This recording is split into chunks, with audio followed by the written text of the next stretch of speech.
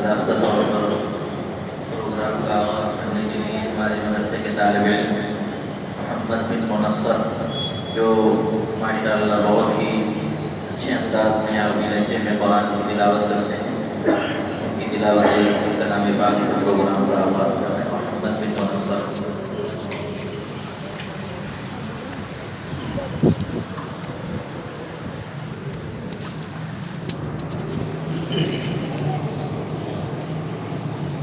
السلام علیکم ورحمۃ اللہ وبرکاتہ۔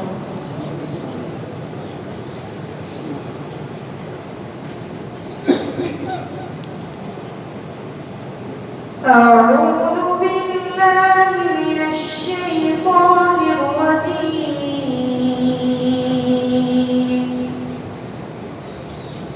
بسم الله الرحمن الرحيم۔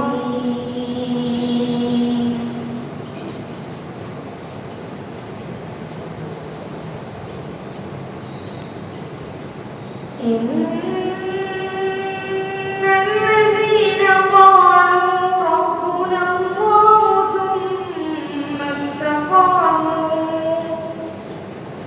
ثم استقاموا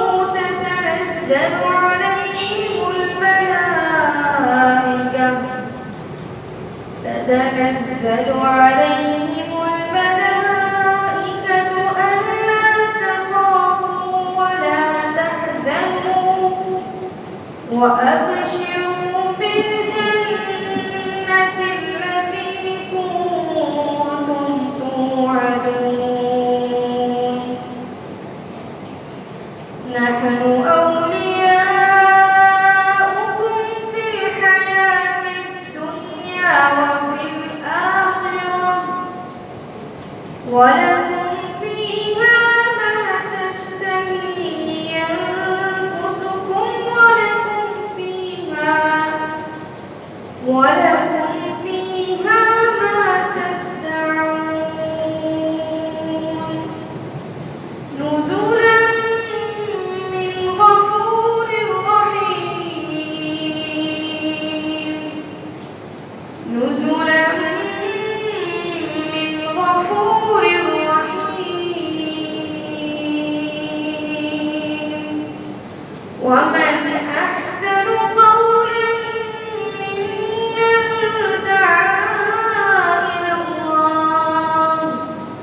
ممن دعا إلى الله وعمل صالحا وقال إنني من المسلمين، ولا تستوي الحسنة ولا السيئة، ادفع بالتي هي أحسن، فإذا الذي بينك وبينه عداوة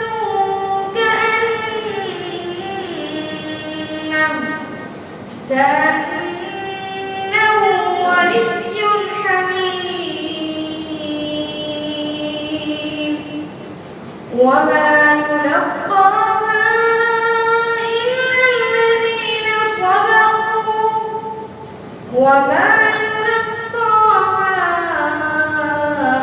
إلا ذو حظ عظيم،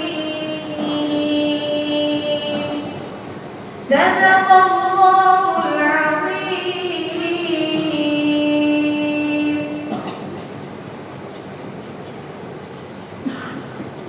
ماشاءاللہ بہت ہی اچھے انداز میں قرآن مجید کی تلاوت فرما رہے تھے۔ اس کے بعد میں عافیہ کلام پیش کرنے کے لیے مدرسہ مظہر العلوم کے طالب علم محمد جاوید کو دعوت دیتا ہوں کہ وہ آئیں اور عافیہ کلام پیش فرمائیں۔ محمد جاوید۔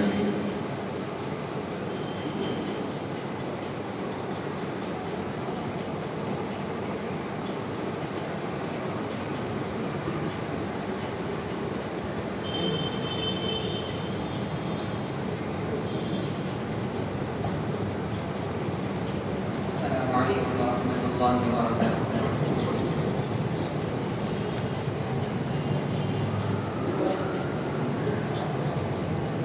مدحت نبی کی کرتا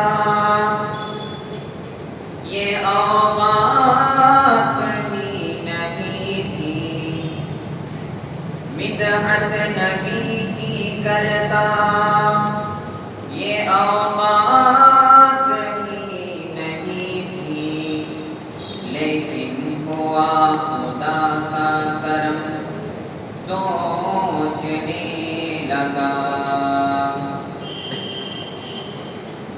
زیر قدم ہے عرش معلا، زیر قدم ہے عرش معلا، سوچ محمد کیسے ہے، سوچ محمد کیسے ہے، زیر قدم ہے عرش معلا، سوچ محمد کیسے ہے، سوچ محمد کیسے ہے، ان کا یہ رتبہ ان کا یہ پایا، ان کا یہ رتبہ ان کا یہ پایا، سوچ سے ان کی قبلہ بدلا، سوچ محمد کیسے ہے، زیر قدم ہے عرش معلا، سوچ محمد کیسے ہے، سوچ محمد کیسے ہے،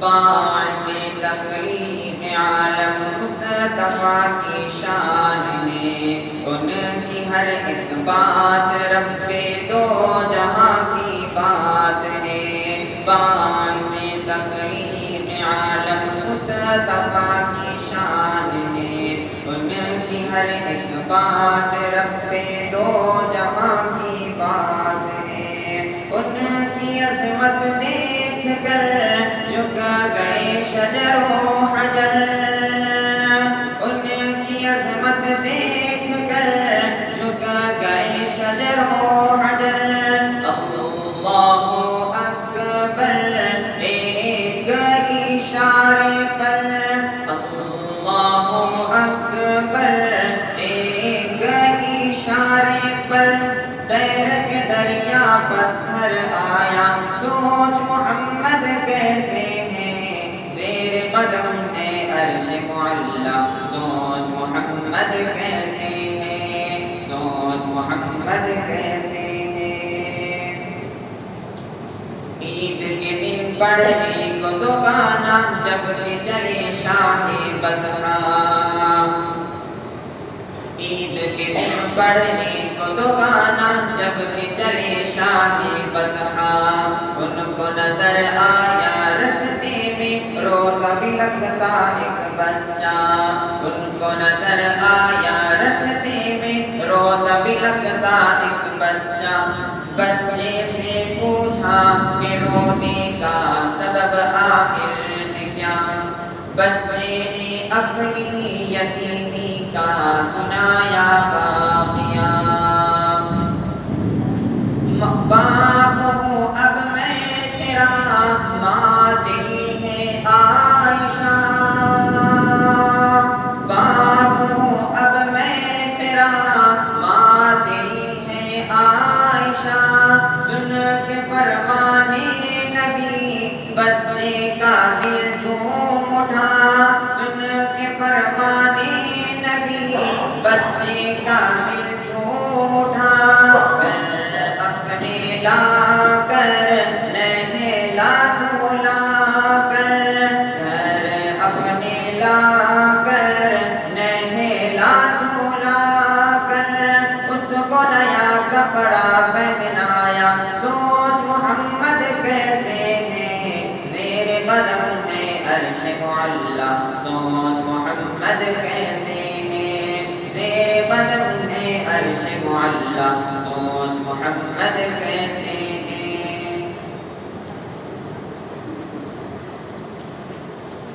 اس کے بعد میں ہمارے مدرسے کے ایک اور طالب علم محمد معتصم کو دعوت دیتا ہوں کہ وہ نعتیہ کلام پیش فرمائیں، محمد معتصم۔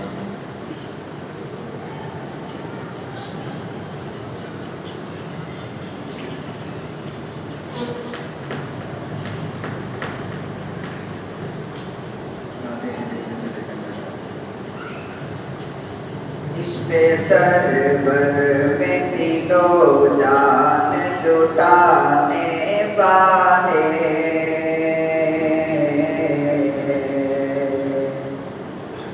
عشق سرور میں دل و جان لٹانے والے عشق سرور میں دل و جان لٹانے والے اپنا گھر خلد بری میں بنانے والے اپنا گھر خلد بری میں بنانے والے ہم غلامان محمد ہیں کوئی اور نہیں ہم غلامان محمد ہیں کوئی اور نہیں مل گئے ہم کو زمانے سے مٹانے والے مل گئے ہم کو زمانے سے مٹانے والے آئے جہاں میں جو نبیوں کے سرور گونجی صدائیں اللہ اکبر آئے جہاں میں جو نبیوں کے سرور گونجی صدائیں اللہ اکبر آغوش میں آمنہ بھی کے آئے حور و ملک نے ترانے سنائے آغوش میں آمنہ بھی کے آئے حور و ملک نے ترانے سنائے علمان آقا کو جھولا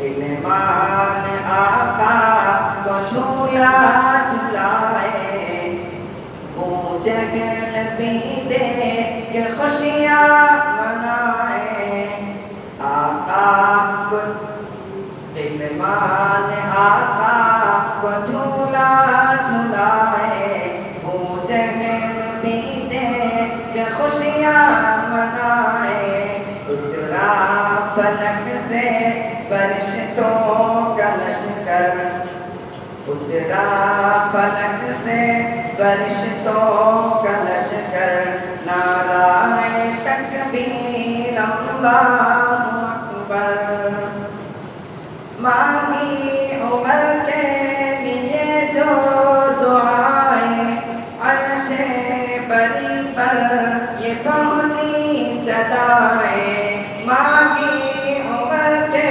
لیے جو دعائیں عرش بری پر یہ پہنچی صدائیں آمین کہہ کر ملک مسکرائے ہوا حکم وہ تار ارقم میں جائے آئے جہاں میں جو نبیوں کے سرور گونجا یہ نعرہ دنیا میں گھر گھر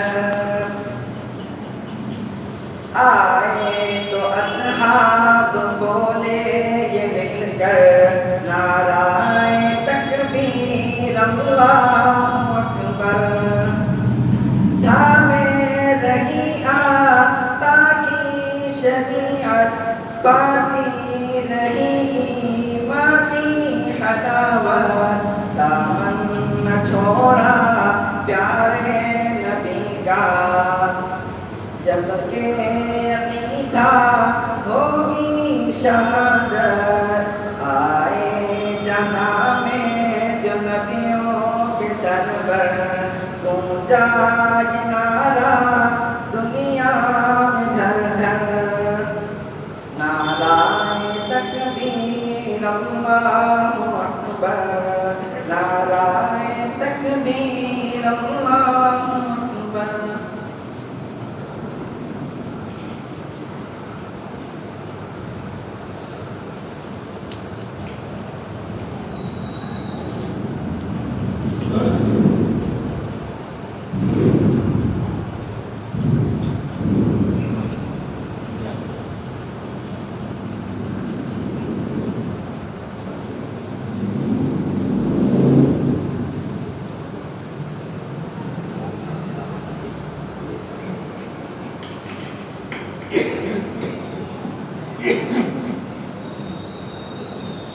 बिस्मिल्लाहिर्रहमानिर्रहीम। अल्हम्दुलिल्लाह, आप तमाम अहबाब इस बात से बखूबी वाकिफ़ हैं कि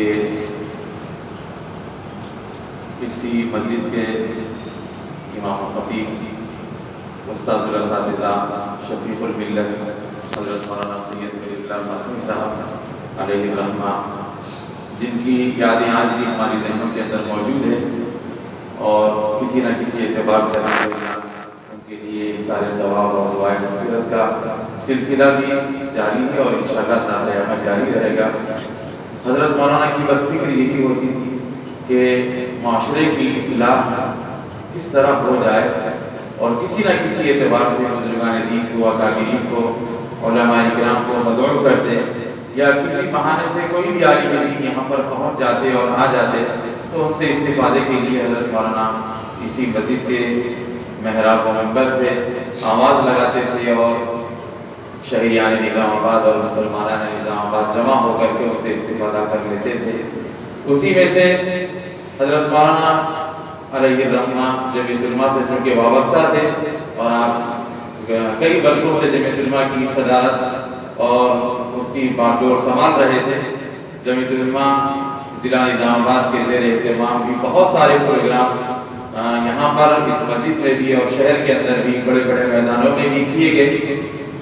उसी हवाले का एक प्रोग्राम आज यहाँ पर इस्लाह माशरा के उन्वान से मुनक़िद होने जा रहा है। और ये बात भी मैं बताता चलूँ कि जमीयतुल उलमा मुल्क की एक वो वाहिद और अकेली तंजीम है जो मुसलमानों के मिली, माशी, माशरती और सियासी हर मसाइल को हर मोड़ पर, हर महाज पर अल्हम्दुलिल्लाह मुसलमानों की रहबरी और रहनुमाई करने का काम अंजाम देती है। इस मुल्क के अंदर इस जमात की और इस तंजीम के 100 साल तारीख है। पूरे अकाबिरीन और बुजुर्गान दीन अल्हम्दुलिल्लाह जमीयतुल उलमा से वाबस्ता हैं और उन्हीं की सरपरस्ती हासिल है जमीयतुल उलमा को और उन्हीं के नक्श कदम पर ये काम करती चली आ रही है। हमारी रियासत तेलंगाना और आंध्रा के सदर मोहतरम जनाब अलहाज हाफिज पीर शब्बीर साहब, उन्हीं की कोशिशों और उनकी इमाम पर पूरे अजला के अंदर अशरे इस्लाही माशरा के नाम से मुख्तलिफ प्रोग्राम मुनक़िद किए जा रहे हैं। कामरडी में, आदिलाबाद में, करीमनगर में, निज़ामाबाद में हर साल जमीयतुल उलमा एक मिशन बना करके इस्लाह माशरा के प्रोग्राम मुनक़िद करती आ रही है।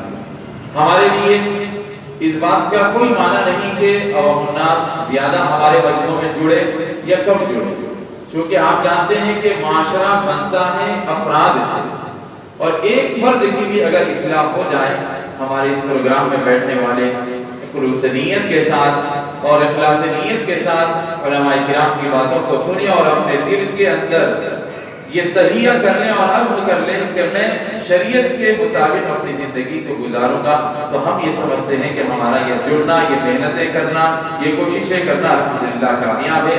कभी भी हमारे उलमा और अकाबिरीन की नज़र मजमू पर या ज़्यादा लोगों पर नहीं गई।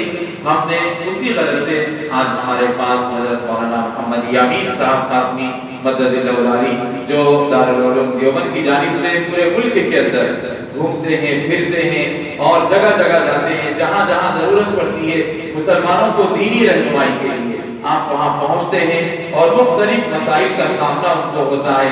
इस्लाह माशरा के भी प्रोग्राम करते हैं और रद्द कादियानियत, रद्द ईसाइयत और ऐसे ऐसे लोगों से आपका वास्ता पड़ता है और ऐसी ऐसी तंजीमें और सोसाइटियाँ काम करती हैं मुसलमानों को अपने ईमान से दूर करने के लिए। उन तमाम का मुकाबला करते आप पूरे मुल्क के अंदर अल्हम्दुलिल्लाह कर रहे हैं और दारुल उलूम देवबंद की जानिब से आपको मामूर किया गया है कि जमीयतुल علماء نے دارالعلوم دیوبند سے کہہ کر کے چند علماء کرام کو ہر سال منتخب کر دیے اور ان کو مختلف اضلاع کے اندر روانہ کیا جاتا ہے. تو ہماری خوش قسمتی اور سعادت مندی کی بات ہے کہ حضرت مولانا یہاں تشریف لائے ہیں. اس لیے ہم گزارش کرتے ہیں تمام ناز سے اور جتنے لوگ یہاں بیٹھے ہیں ان سے کہ حضرت مولانا کی باتوں کو اور سے سنا جائے اور اس نیت کے ساتھ سنا جائے کہ ہم اس کے اوپر عمل کریں گے. اللہ پاک توفیق عمل نصیب فرمائے. حضرت مولانا کے یہاں آنے کو بھی قبول فرمائے اور جو جدوجہد جمعیت علماء پورے ملک کے اندر کر رہی ہے اللہ پاک اس کو بھی قبول فرمائے. میں گزارش کرتا ہوں حضرت مولانا یامین قاسمی صاحب مبلغ دارالعلوم دیوبند سے کہ وہ تشریف لائیں اور اپنی کتاب سے استفادے کا موقع فرمائیں.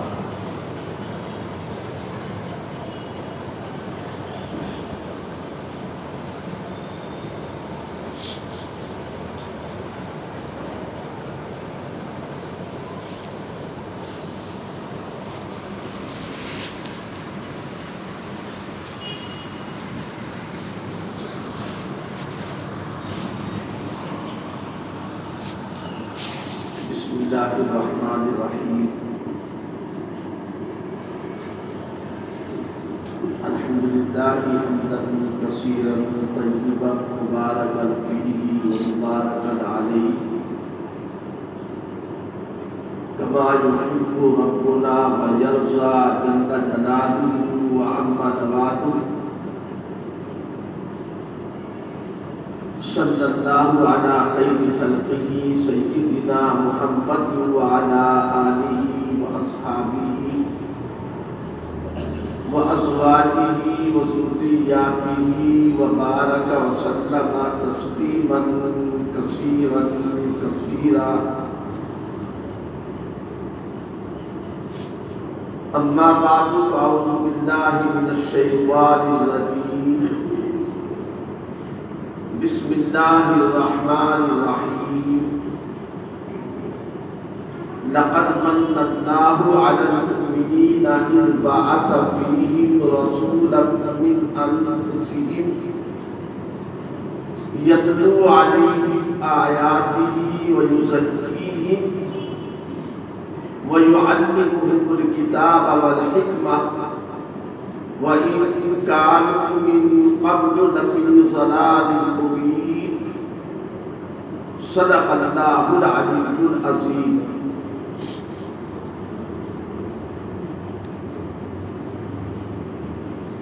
حضرات علماء کرام، بزرگان محترم، معزز حاضرین، دینی بھائیوں اور عزیز دوستوں،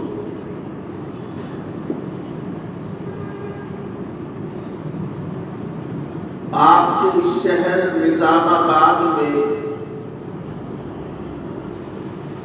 برسوں سے آنے کا سلسلہ رہا ہے.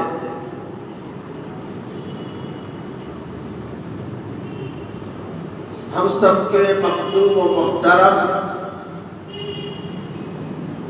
اس علاقے کی باخیز بابرکت شخصیت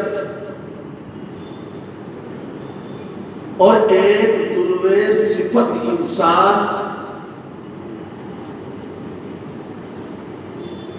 جو نہایت متواضع، ملنسار، خوش مزاج، ہر آنے والے سے دل کھول کر خندہ پیشانی، کشادہ جبینی کے ساتھ ملنے والا، جو واقعی شفیق الملت تھے، آج ان کو اپنے درمیان میں نہ پا کر ایک احساس، ایک دکھ، ایک رنج،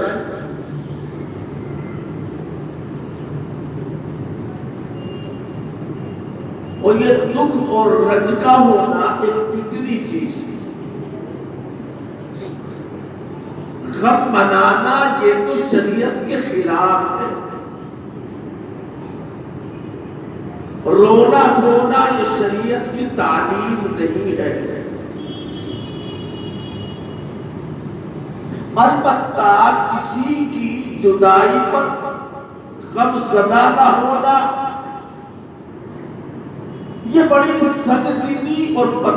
دلی ہے، اس کا تو ہم سب کو یقین ہے، اس پر ہم سب کا ایمان ہے، دنیا میں کوئی بھی سدا رہنے کے لیے نہیں آیا، آنا یقینی نہیں، آنے کے بعد جانا یقینی ہے۔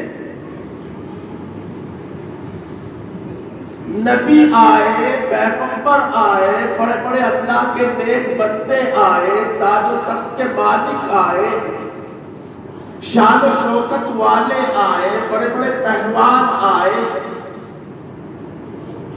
لیکن دنیا میں ہمیشہ کوئی ہی نہ،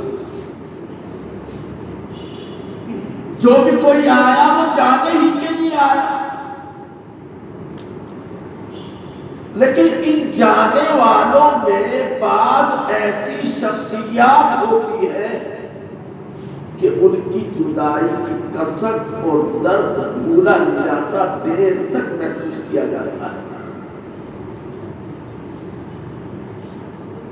انہی شخصیات میں سے ایک عظیم باقاعدہ شخصیت جن کو ہم نے بہت قریب سے، بہت پہلے سے جانا اور دیکھا، میں تقریباً سن 95 سے آپ کے اس علاقے میں، اس ریاست میں، یہاں کی جمعیت علماء کی دعوت پر آتا رہا۔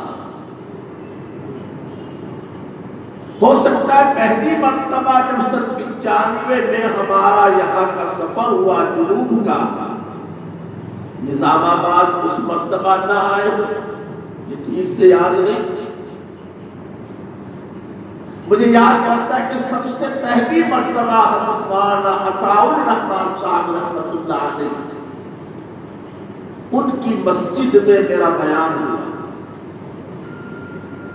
اور پھر اس کے بعد سے مسلسل وقتاً فوقتاً جیسی ترتیب جمعیت علماء کے ذمہ دار بناتے رہے، اس ترتیب کے مطابق آنا جانا لگا رہا۔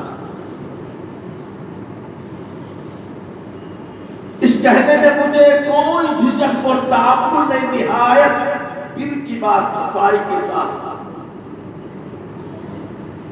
میں نے مولانا ایسا صاحب خلق بہت کم کسی کو دیکھا، اتنے وسیع الاخلاق، اتنے نرم دو، نرم زبان، غصہ کبھی میں نے ان کے چہرے پر نہیں دیکھا، اور نرمی ہونا، لینت کا ہونا، یہ معمولی صفت نہیں۔ قرآن مجید میں حضور پاک صلی اللہ علیہ وسلم کے متعلق اللہ پاک نے ارشاد فرمایا فَبِمَا رَحْمَةٍ مِّنَ اللَّهِ لِنتَ لَهُمْ وَلَوْ كُنْتَ فَظًّا غَلِيظَ الْقَلْبِ لَانفَضُّوا مِنْ حَوْلِكَ۔ اے پیغمبر، اگر آپ سخت دل ہوتے تو لوگ آپ سے بچھڑ جاتے، آپ سے دور ہو جاتے۔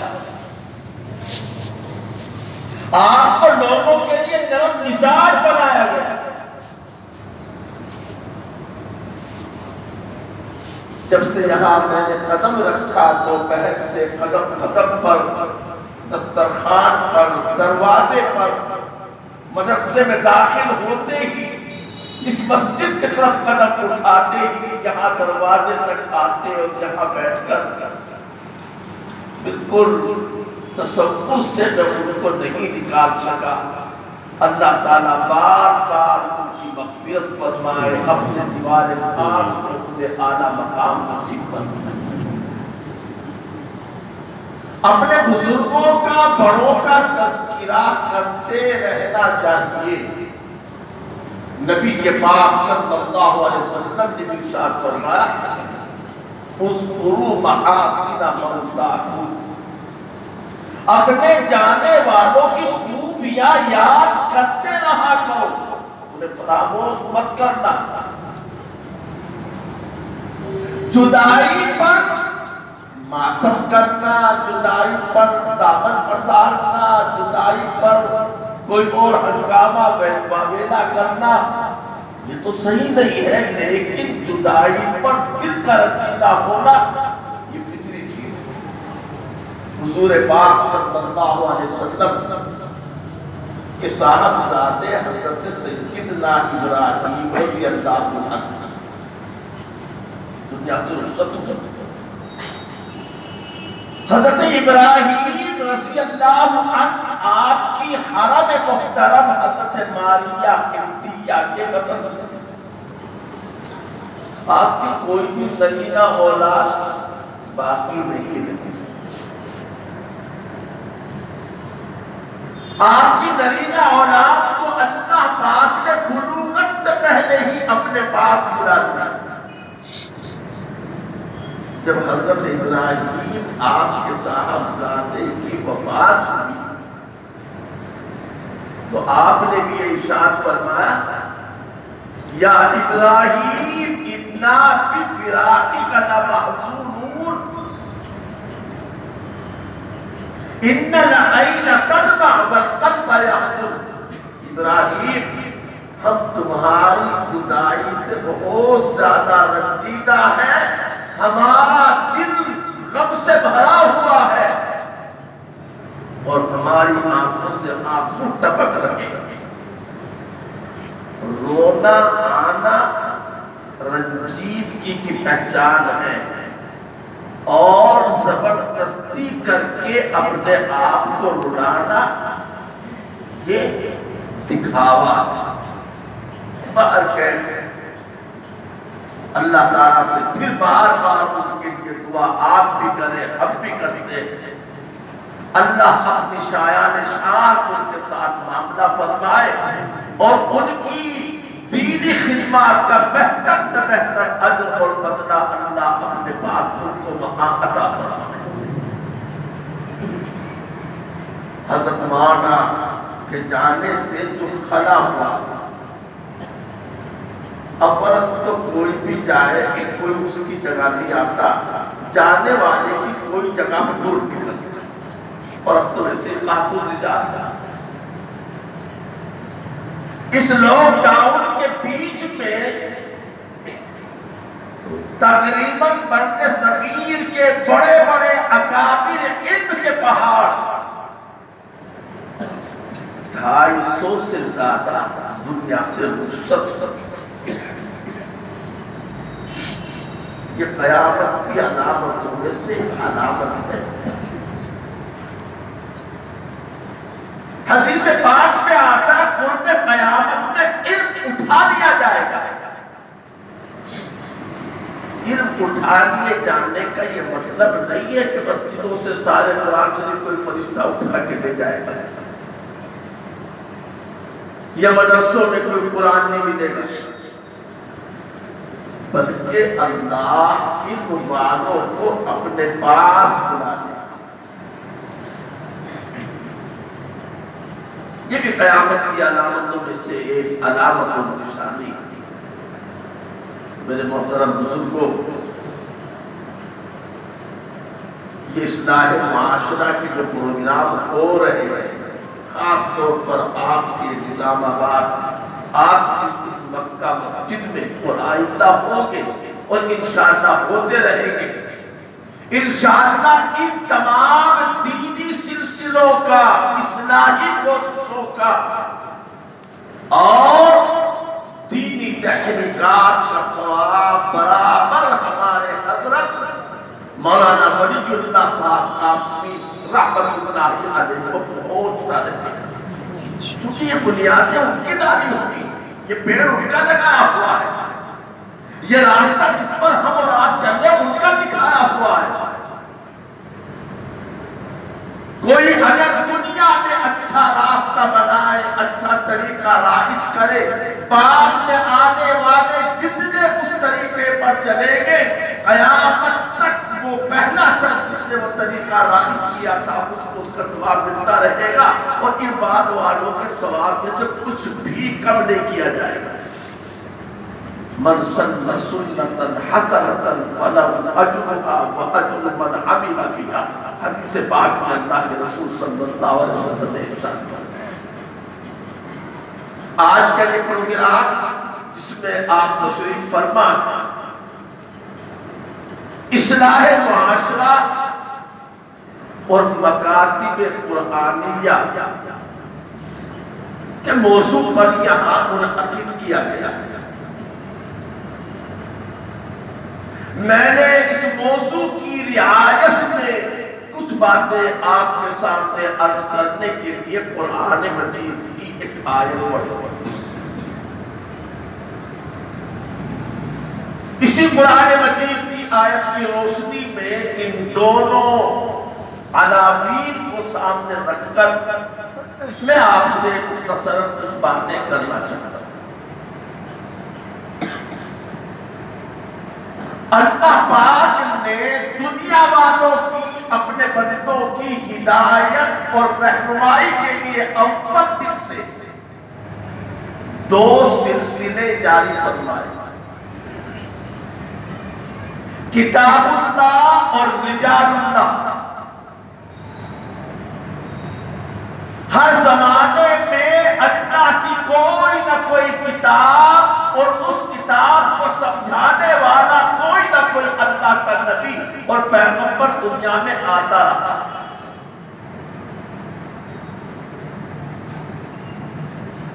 کتاب اللہ اور رجال اللہ, اللہ کی کتاب اور اللہ کے نیک بندے. اگر کوئی دنیا میں صرف اللہ کی کتاب کو مانے اور رجال اللہ کو, رسول اللہ کو نہ مانے, کوئی یوں کہنے لگے اللہ نے ہمیں صلاحیت دی ہے, ہم عربی زبان کو جانتے ہیں, عربی ادب سے واقف ہیں, فصاحت و بلاغت ہمارے پاس ہے, یہ اللہ کا کلام ہے, ہم خود اس کو پڑھیں گے, سمجھیں گے اور خود سمجھ کر کے اس پر عمل کریں گے. سارا دین تو اللہ ہی کی کتاب میں ہے.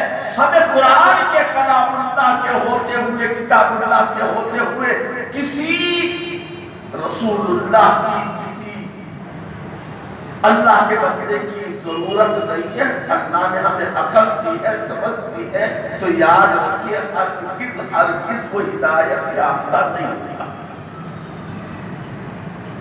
ایسے اگر کوئی ایسا پیدا ہو جائے کہ اللہ کے رسول ہمارے آقا صلی اللہ علیہ وسلم کی جانتی کتاب آج ہی قرآن مجید کی عملی تفسیر ہے, آپ کی سیرت ہی اصل میں قرآن ہے. جیسا کہتے عائشہ صدیقہ رضی اللہ تعالی عنہا کی خدمت میں جب صحابہ کرام پہنچے اور پہنچ کر کے عرض کیا کہ آپ ہمیں آپ کی سیرت کے بارے میں بتائیں گے, تو امی عائشہ صدیقہ رضی اللہ تعالی عنہا نے فرمایا کہ آپ قرآن نہیں پڑھتے ہو؟ کہا کہ قرآن تو ہم پڑھتے ہیں. کہ کانا خلقہ القرآن, یہ قرآن ہی تو حضور کی سیرت, حضور کی عادت, حضور کی اخلاق ہے. جب سارا قرآن میرے آقا کی زندگی میں سمٹ آیا, پورا اللہ کا کلام کتاب اللہ آپ کی سیرت میں موجود ہے, آپ کے عمل میں موجود ہے, آپ کی رفتار و گفتار میں موجود ہے, تو ہمیں کتاب اللہ کی کیا ضرورت ہے؟ بس نبی اللہ کافی ہے, رسول اللہ کافی ہے, قرآن بھی آپ میں موجود ہے. ہم تو بس رسول اللہ کا دامن پکڑیں گے, قرآن سے ہمیں کیا لے گا دے رہا. تو یاد رکھیے پوری ہدایت یافتہ نہیں کہلائے گا.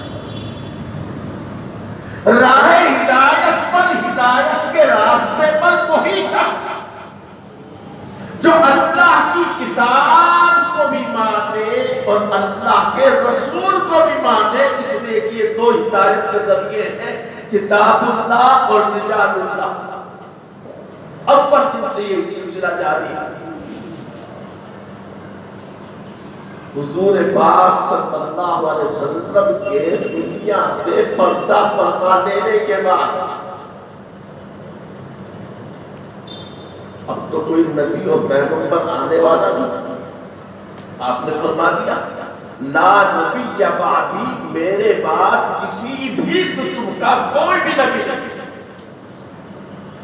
انا خاتم النبیین لا نبی بعدی، میں سارے نبیوں کے بعد میں آنے والا ہوں. میرے بعد کسی بھی قسم کا نہ ضدی نہ تشریعی نہ امتی نہ غیر امتی کسی بھی قسم کا کوئی نبی پیدا ہونے والا نہیں. جب آپ کے بعد نبوت کا سلسلہ بند کر دیا گیا، آپ پر نبوت کے پہل کو مکمل کر دیا گیا، تو کتاب اللہ تو باقی ہے، مگر اب رجال اللہ کون؟ اسی لیے میرے آقا صلی اللہ علیہ وسلم نے فرما دیا میرے بعد کوئی نبی تو نہیں آئے گا، لیکن علماء دین اب وہ نبیوں کے وارث ہوں گے، نبیوں کے جانشین ہوں گے. العلماء ورثۃ الانبیاء. اب کتاب اللہ کی تشریح، کتاب اللہ کی تفہیم، کتاب اللہ کے مطلب کو بیان کرنے کی ذمہ داری میری امت کے علماء کی ہوگی، اور میری امت کے علماء یہ نبیوں کے وارث اور جانشین ہوں گے. حدیث تو نہیں ہے، لیکن بعض لوگ اس کو پیش کر دیتے ہیں، کوئی اس کو حدیث بھی کہہ کر بیان کر دیتا ہے کہ آپ نے یوں بھی فرمایا علماء امتی کا انبیاء بنی اسرائیل.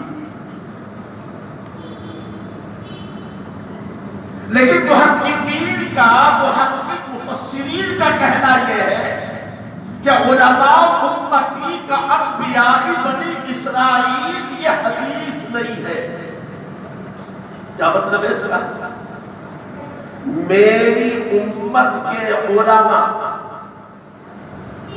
بنی اسرائیل کے نبیوں جیسے ہیں. میں نے ایک واقعہ پڑھا، اس سلسلے میں آپ کو سنانا چاہتا ہوں.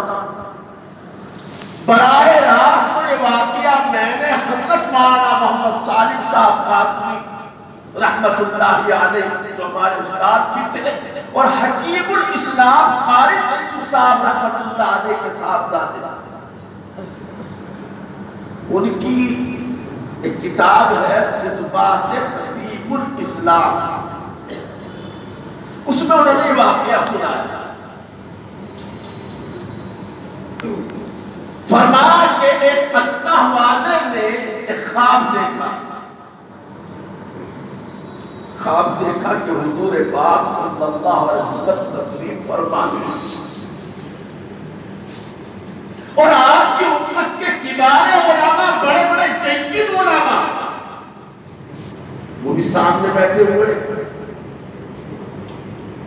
تھوڑی ہی دیر میں حضرت سیدنا موسیٰ علیہ السلام تشریف لائے اور حضور صلی اللہ علیہ وسلم کے برابر میں آ کر بیٹھ گئے، اور شکایت بھرے انداز میں، شکایت آمیز لہجے میں حضرت موسیٰ علیہ السلام نے نبی صلی اللہ علیہ وسلم سے پوچھا کیا آپ نے یہ ارشاد فرمایا کہ آپ کی امت کے علماء بنی اسرائیل کے نبیوں جیسے؟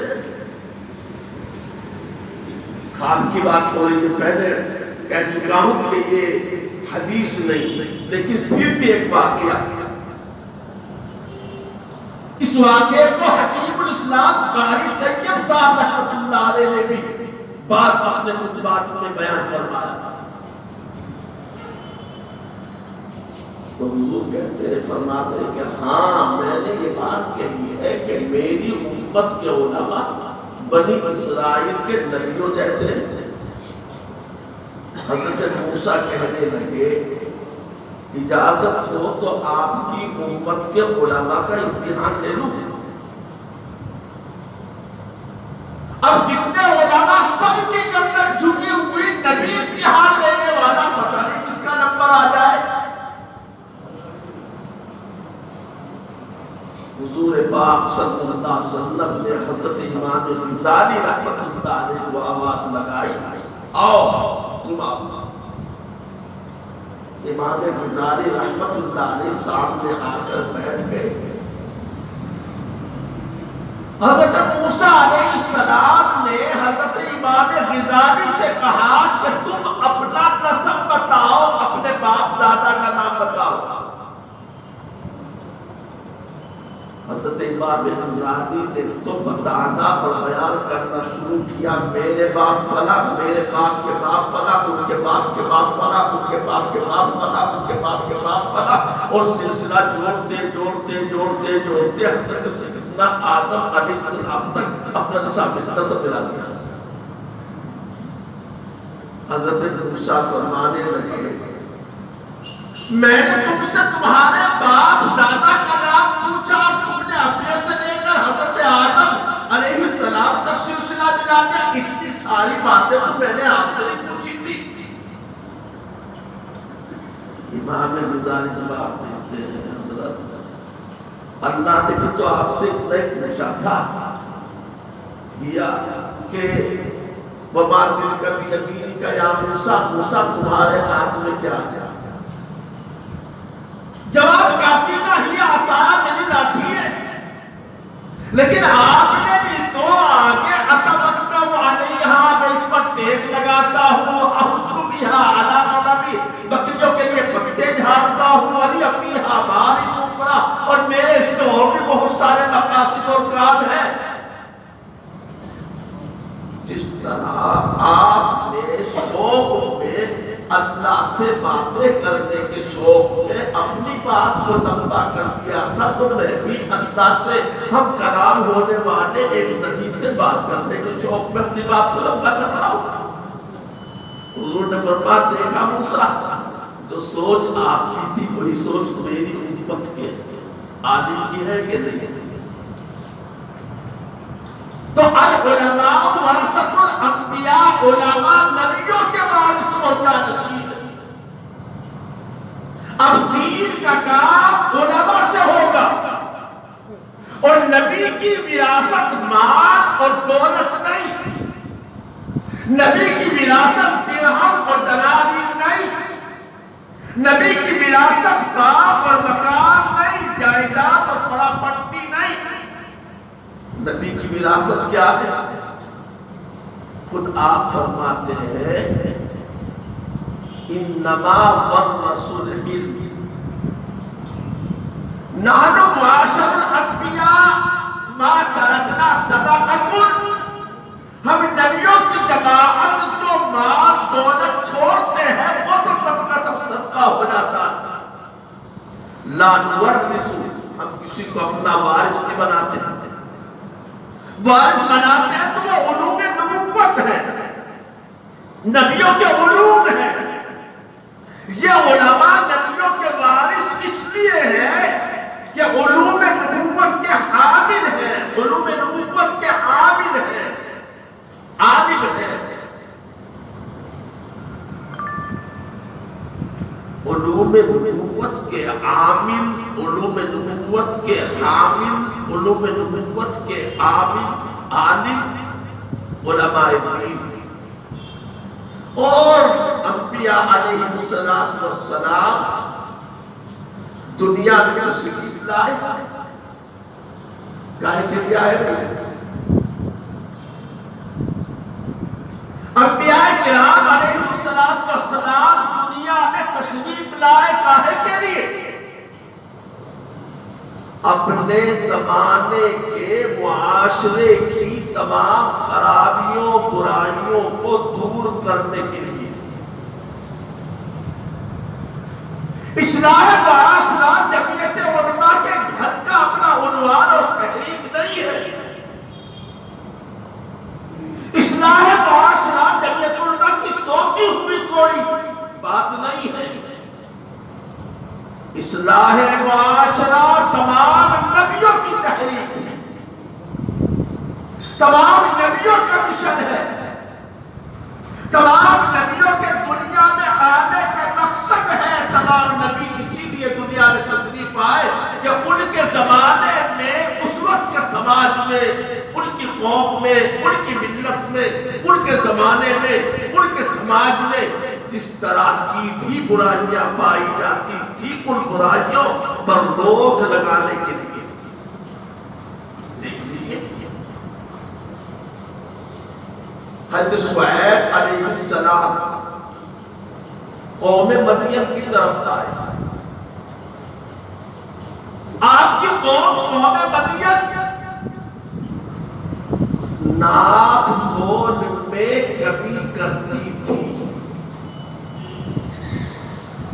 دوسروں سے دیتے تھے جھکتا تولتے تھے، اپنا دیتے تھے اڑتا تولتے تھے، ناپ تول میں گڑبڑی اور بے ایمانی کرتے تھے. یہ ان کے اندر بیماری تھی، معاشرے کی خرابی تھی. حضرت شعیب علیہ السلام نے نفس پر ہاتھ رکھ کر برائی کی نشان نہیں کر کے اپنی قوم سے کہا یا قوم اوفوا المکیال والمیزان بالقسط. اے میری قوم ناپ تول پوری کیا کرو. ناپ تول میں کمی کرنا یہ بھی تو معاشرے کی خرابی اور ایک برائی ہے. آپ نے اسی پر انگلی رکھ کر اپنی قوم کو سمجھایا. ایک بات اور عرض کرتا چلوں، دنیا میں بہت ساری قوموں پر عذاب آیا، آسمانی آفتیں آئی، زمین میں دھسا دیے گئے. اپنے ناقص علم کی بنیاد پر ناقص مطالعے کا اعتراف کرتے ہوئے کہنا چاہتا ہوں، دنیا میں کسی بھی قوم، کسی بھی نبی کی امت پر کوئی عذاب صرف اس لیے نہیں آیا کہ انہوں نے نماز نہیں پڑھی. نماز نہیں پڑھی اس لیے عذاب نہیں، روزہ نہیں رکھا اس لیے عذاب نہیں، حج نہیں کیا اس لیے عذاب نہیں. جتنی قوموں پر عذاب آیا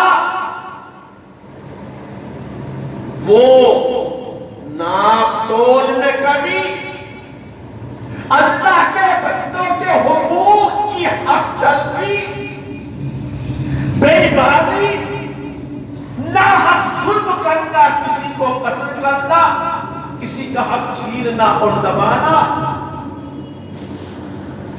اس کی وجہ سے ان قوموں پر عذاب آیا.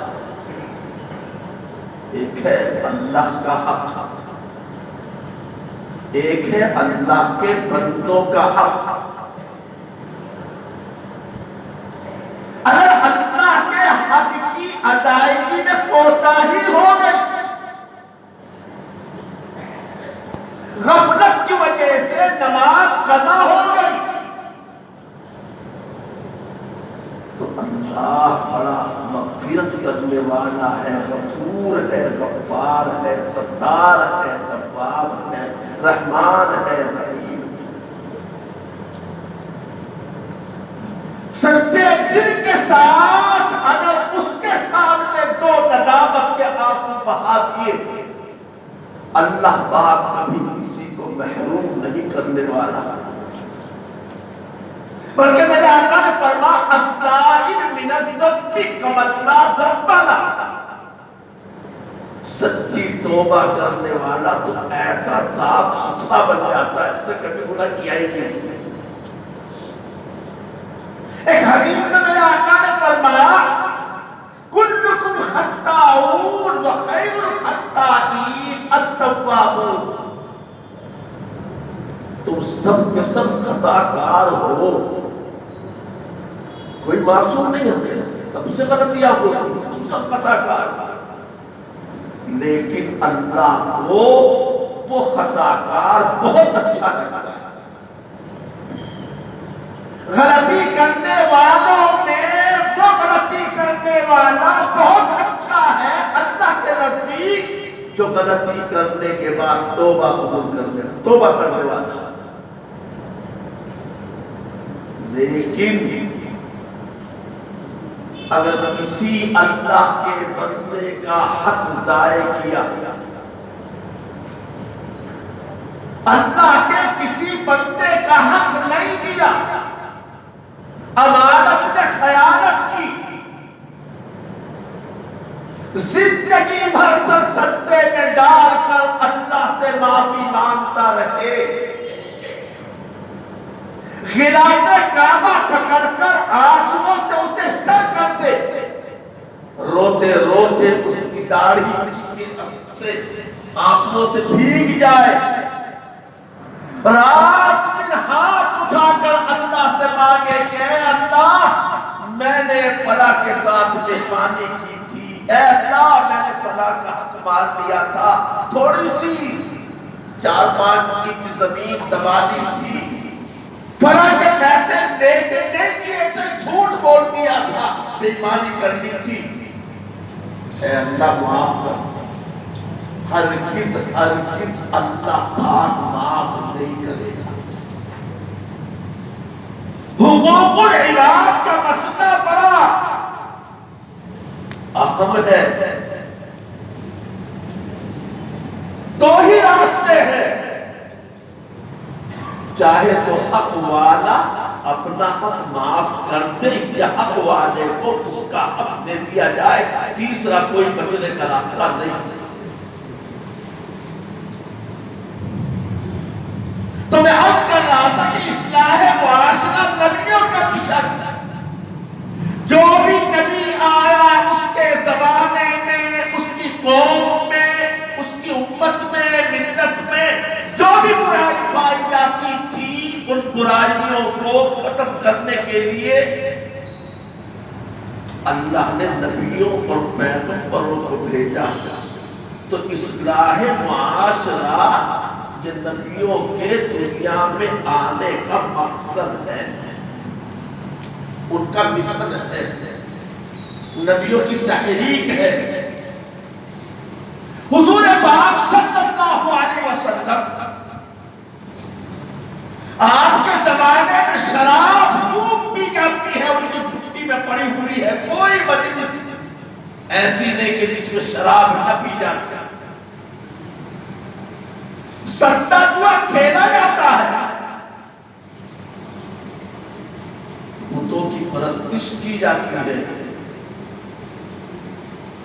اللہ پاک نے قرآن مجید میں شراب پینے والوں کو شراب سے تدریجاً آہستہ آہستہ ہٹایا، ان کی اصلاح فرمایا۔ يسألونك عن الخمر والميسر قل فيهما اسم كبير ومنافع للناس واسمهما أكبر من نفعهما۔ سب سے پہلے یہ آیت اتری چونکہ شراب ان کی گھٹی میں پڑی تھی، ایک دم سے شراب چھڑانا بڑا مشکل تھا۔ اللہ نے بتایا دیکھو اصلاح کا طریقہ یہ ہے، آہستہ آہستہ دھیرے دھیرے تدریجاً حکمت کے ساتھ اصلاح۔ یہ نہیں مجھے پکڑ کر میرا موبائل جیب سے نکال کر دیوار پر دے مارو، آج کے بعد موبائل نہیں دیکھو گے، یہ اصلاح کا طریقہ ہم کو نہیں بتایا گیا۔ پہلے اس کی خرابیاں، اس کے نقصانات، اس کے مضر اثرات، معاشرے پر پڑنے والے اس کے خطرناک قسم کے اثرات، ان سے اس کو واقف کرایا جائے، محبت سے اسے سمجھایا جائے، اس کو بتایا جائے، دھیرے دھیرے۔ چلو دیکھ لیا کرو، لیکن عشاء کی نماز کے بعد سو جایا کرو، جو دیکھ لیا کرو، لیکن یہ گانے وانے یوٹیوب پر پتہ نہیں کہاں پر جو ہوتے سیدھے تقریر وقری سننی کسی کی سن لیا کرو، دھیرے دھیرے۔ اے پیغمبر، لوگ آپ سے جوئے اور شراب کے بارے میں پوچھتے سوال کرتے تو آپ کہہ دیجئے ان دونوں میں بڑا گناہ ہے۔ ہاں کچھ نفع بھی ہے، 10 روپے لگا کر کے 1000 نکل آتے ہیں، شراب پی کر کے تھوڑی دیر کے لیے چستی آ جاتی ہے، لیکن اسمہما اکبر من نفعہما، نفع سے زیادہ بڑھ کر نقصان ہے، نفع کم ہے نقصان زیادہ ہے۔ عقل مند کے لیے کیا کافی ہے؟ عقل مندوں نے سمجھداروں نے شراب اسی کو چھوڑ دی۔ پھر دوسری آیت اتری یا ایھا الذین آمنوا لا تقربوا الصلاۃ وانتم سکارى، شراب پیتے ہو، تمہیں عادت ہے، تمہاری لت ہے، لیکن دیکھو جب نماز کا وقت ہو جائے اگر تب شراب چھوڑ دیا کرو، نماز پی کر نماز میں نہ آیا، نشے کی حالت میں نماز نہ پڑھا، عادت سے بننے لگی، نمازوں کے وقت میں چھوڑ دے گی۔ تیسرے نمبر پر آخری حکم آیا مکمل حرمت کا، یا ایھا الذین آمنوا انما الخمر والمیسر والانصاب والازلام رجس من عمل الشیطان فاجتنبوہ لعلکم تفلحون۔ اے ایمان والو، شراب، جوا اور بتوں کی پوجا اور یہ پاسے پلٹنا، پاسے لگانا یعنی کہ سٹے لگانا، یا جو بھی طریقہ تھا اس کی تفصیل ہے، یہ سب شیطان کے گندے کاموں میں سے بچو ہی تاکہ تم کامیاب ہو جاؤ۔ تو چونکہ اس معاشرے میں شراب پائی جاتی تھی، قرآن مجید میں نشان نہیں کر کے حکمت عملی کے ساتھ شراب کو چھڑوایا گیا۔ وہ معاشرہ جب میرے نبی صلی اللہ علیہ وسلم دنیا میں تشریف لائے، زمانہ جاہلیت تھا، جہالت کی انتہا تھا، یہ بھی عجیب بات تھا۔ اس زمانے میں شراب پی جاتی تھی، مگر اس زمانے کو زمانہ شراب نہیں کہا گیا۔ اس زمانے میں ظلم کیا جاتا تھا، مگر تاریخ میں اس زمانے کو دور ظلم کے نام سے یاد نہیں کیا گیا۔ اس زمانے میں کفر تھا، شرک تھا، مگر تاریخ میں، تاریخ کے صفحات میں اس کو زمانہ کفر و شرک نہیں کہا گیا، بلکہ اس دور کو، اس زمانے کو دور جاہلیت کے نام سے یاد کیا گیا۔ جاہلیت کا زمانہ مطلب دین سے ناواقفیت، اللہ کے احکام سے نادانی، جاہلیت ایک ایسی قوم ہے کہ جس میں جہالت ہے، اس قوم سے پھر تمام کی تمام برائیاں پیدا ہوتی ہے۔ جس قوم میں جاہلیت ہے وہاں پر عیاشی ہے، جس قوم میں جاہلیت ہے زناکاری بدکاری ہے، جس قوم میں جاہلیت ہے حق تلفی اور ظلم و زیادتی ہے، جس قوم میں جہالت ہے، جاہلیت ہے، اس قوم کے اندر ہر طرح کی برائی اور خرابی ہے۔ اسی لیے میرے آقا صلی اللہ علیہ وسلم نے ارشاد فرمایا، کیا فرمایا؟ اپنے آنے کا مقصد بتایا، ہمیں کیوں آیا ہوا ہے؟ انما بعثت معلما، میں دنیا میں ان کی شمع روشن کرنے کے لیے آیا ہوں، تمہیں سکھانے کے لیے استاد بن کے آیا ہوں۔ انما بعثت معلما، میں تمہیں زندگی گزارنے کا سلیقہ سکھانے کے لیے آیا۔ آپ نے اس زمانے کے معاشرے کو درست کرنے کے لیے علم کی شمع روشن فرمائی۔ اللہ نے بھی آپ کی بعثت کے مقاصد میں سے یہی بات ارشاد فرمائی کہ ہم نے جو نبی تم میں سے بھیجا ہے اس کے 4 مقصد ہیں معاشرے کی اصلاح کے لیے۔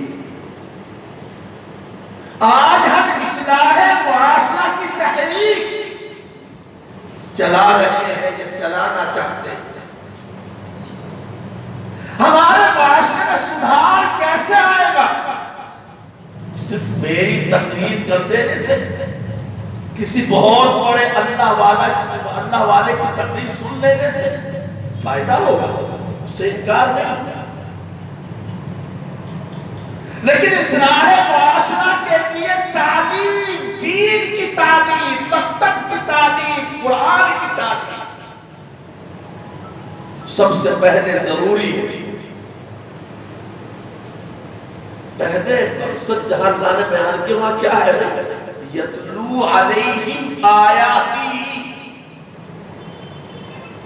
ہم معاشرے کی اصلاح چاہتے ہیں، قرآن کی تلاوت ہمیں آتی نہیں، قرآن کا علم ہمیں حاصل نہیں، قرآن پڑھنا ہم جانتے نہیں، قرآن کا پیغام کیا ہے اس سے واقف نہیں، قرآن ہم سے کیا کہنا چاہتا ہے اس کو ہم سمجھتے نہیں، تو کیسے ہم معاشرے کی اصلاح کریں گے؟ بلکہ معاشرہ مزید تباہ اور برباد ہو جائے گا جس معاشرے میں اللہ کے دین کی تعلیم نہیں ہے۔ قرآنی مکاتب، مدارس دینیہ، مدارس اسلامیہ، مسلمانوں مدرسے پاور ہاؤس ہیں، مدرسے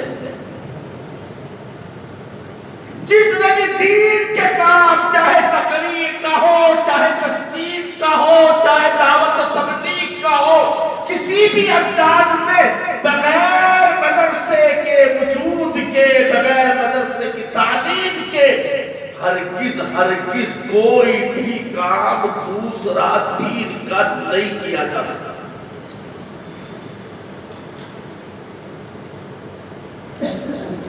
آپ سمجھیں نہ سمجھیں،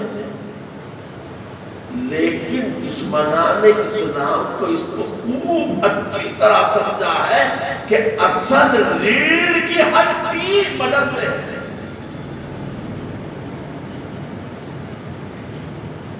چنانچہ 1857 میں جہاد شاملی کے بعد، شاملی کے میدان میں جب ہمارے اکابر نے، بزرگوں نے، حجت الاسلام مولانا قاسم نانوتوی، قطب الاقطاب مولانا رشید احمد گنگوئی، حافظ دامن شہید رحمت اللہ علیہ، حاجی امداد اللہ مہاجر مکی تھانوی رحمت اللہ علیہ، ان تمام بزرگوں نے حاجی امداد اللہ مہاجر مکی تھانوی کی امارت اور سربراہی میں جو شاملی کی لڑائی لڑی، تو انگریزوں کے دلوں میں غصہ علماء کے خلاف ٹوٹ پڑا۔ آتش انتقام جوش مارنے لگی۔ بعض تاریخ کی کتابوں میں لکھا کہ صرف 15 دن کے اندر 54,000 علماء کو، مولویوں کو، یا مولوی جیسے شکل و صورت رکھنے والے مسلمانوں کو تختہ دار پہ چڑھایا گیا، پھانسیوں پہ لٹکایا گیا۔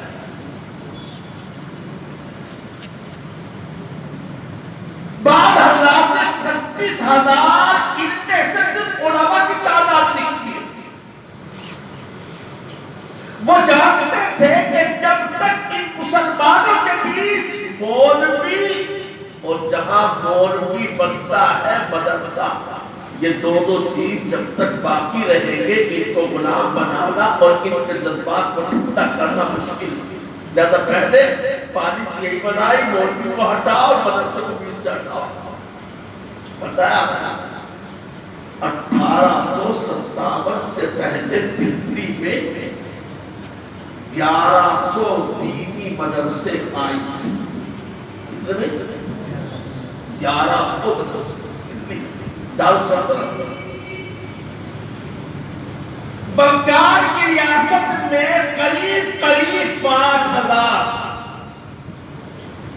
ہمارے یوپی کے شہر جونپور کے علاقے میں 500 مدرسے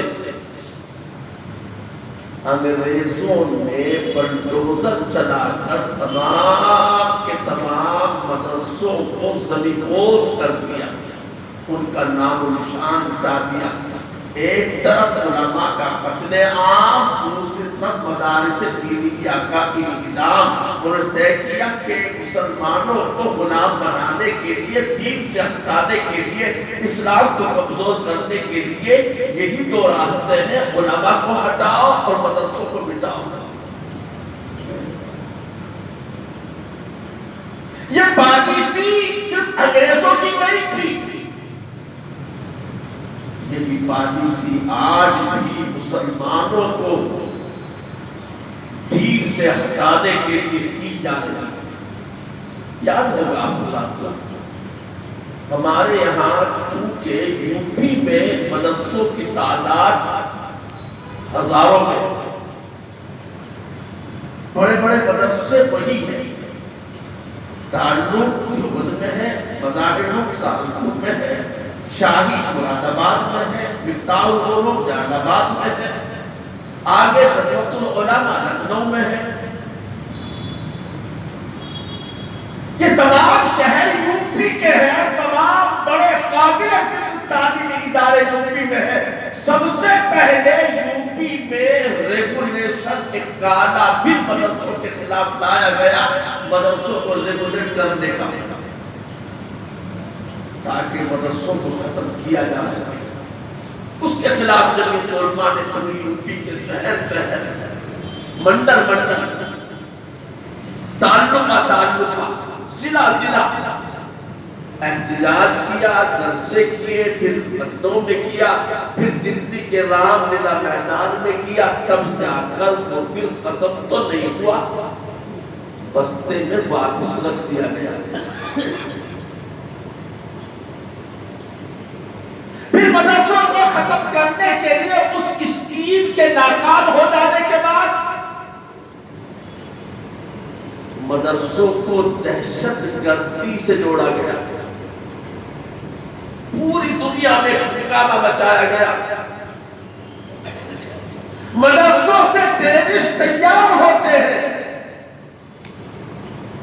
آتشوادی یہاں تیار کیے جاتے ہیں۔ سب سے بڑا آتشواد کا اڈا جہاں آتشواد کا پاٹ پڑھایا جاتا ہے وہ دیوبند میں دارالعلوم، یہ بیانات آئے۔ لیکن اسی دارالعلوم نے دہشت گردی کے خلاف دیوبند میں جو پروگرام کیا، ان کی تمام سازشیں مٹی میں مل گئی۔ اب ایسے مدرسے والے قابو میں آئیں گے اور مدرسوں کو مٹانا، اس میں کہ ایک تو پاور ہاؤس ہے آپ کے شہر نظام آباد، یہاں پر کہیں بہت بڑا بجلی گھر ہوگا، بڑے بڑے ٹرانسفارمر رکھے ہوں گے، ان ٹرانسفارمر سے لائنیں جڑی ہوں گی، لائنوں سے آپ کے تار کنیکشن جڑے ہوئے ہوں گے، گھروں میں، مسجدوں میں، مدرسوں میں، فیکٹریوں میں، کمپنیوں میں بجلی آ رہی ہے، کرنٹ آ رہا ہے، پنکھے چل رہے، ٹیوب چل رہی، واشنگ مشین چل رہی، فریج کام کر رہی ہے، اپنا اے سی چل رہے۔ لیکن اگر ٹرانسفارمر کو، فارم کو، بجلی گھر کو، پاور ہاؤس کو ڈائنامٹ کر دیا جائے تو کیا یہ پنکھے چلے گی؟ ٹیوب لائٹ چلے گی؟ فریج ٹھنڈا پانی کرے گی؟ جس طرح بجلی گھر سے جو تار کنیکشن جڑے ہوئے ہیں اس کی وجہ سے ہمارے گھروں میں روشنی ہو رہی ہے، اسی طرح دین کی روشنی کا پاور ہاؤس مدرسے ہیں، مکاتب ہیں۔ اگر ان مکاتب سے ہمارا کنیکشن ٹوٹ گیا، کٹ ہو گیا، فیوز اڑ گیا، یا پاور ہاؤس پر ہی کوئی بم ڈال کر اگر ڈائنامٹ کر دیا گیا تو گھروں میں دین کا اجالا نہیں رہے گا. دین کی روشنی ہمارے گھر کو منور نہیں کرے گی. مدارس ہی ہمارے دین کی بقا اور اسلام کی حفاظت کا اس ظاہری دنیا میں سبب اور درجہ. یوں تو اللہ اپنے دین کی حفاظت کرنے والا ہے. کوئی محافظ ہے ہم کہیں کہ ہم کریں گے حفاظت کرنا. اللہ نے خود ذمہ داری اپنے اوپر لی. انا نحن نزلنا الذکر و انا لہ لحافظون. ہم نے اتارا ہم حفاظت کرنے والے. اور کوئی اللہ کے دین کو نہیں مٹا سکتا. اللہ کا دین آیا ہی نہیں مٹنے کے لیے, دبنے کے لیے, ہٹنے کے لیے, بدلنے کے لیے. لا تبدیل لکلمات اللہ. اللہ کے احکام میں کوئی تبدیلی اس کے کلمات میں نہیں ہو سکتی. الیوم یئس الذین کفروا من دینکم فلا تخشوهم واخشونی. اللہ نے اعلان کر دیا آج جو انکار کرتے تھے سب مایوس ہو چکے ہیں.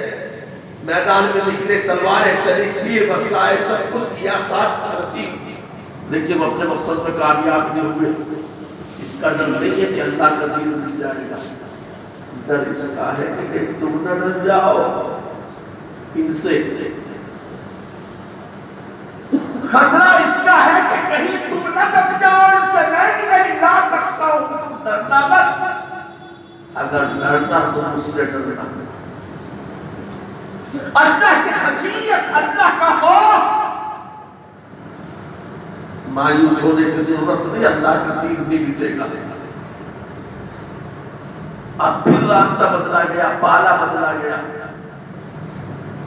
ابھی پچھلے دنوں اس کورونا وائرس کے لاک ڈاؤن کے بیچ میں پارلیمنٹ میں ایک نیا تعلیمی بل منظور کر دیا گیا, پاس کر دیا گیا. جو نئی تعلیمی پالیسی کا بل آیا ہے, پارلیمنٹ کے دونوں ایوانوں میں منظور ہو چکا ہے, نافذ ہونا باقی. اس نئے تعلیمی بل میں تعلیم کی نئی پالیسی جو لائی گئی ہے اس میں 6 سال سے لے کر 18 سال کی عمر تک کسی بچی کو غیر اسکولی تعلیم نہیں دلائی جا سکتی.